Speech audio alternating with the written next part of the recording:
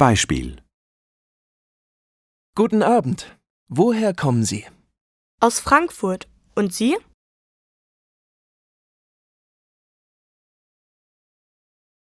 Guten Abend. Woher kommen Sie? Aus Frankfurt. Und Sie? 1. Entschuldigung, wie ist Ihr Name? Boris Walder.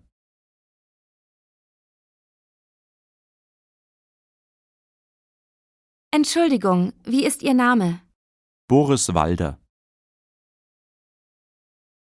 2. Und woher kommen Sie, Herr Walder? Aus Österreich.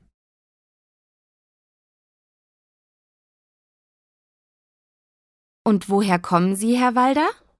Aus Österreich. 3. Wo wohnen Sie? In Salzburg.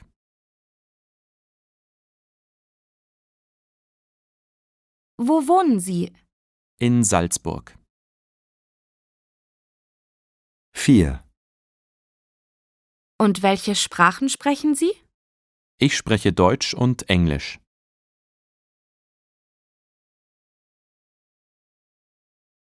Und welche Sprachen sprechen Sie? Ich spreche Deutsch und Englisch. 5.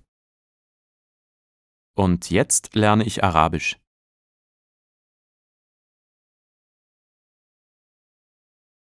Und jetzt lerne ich Arabisch.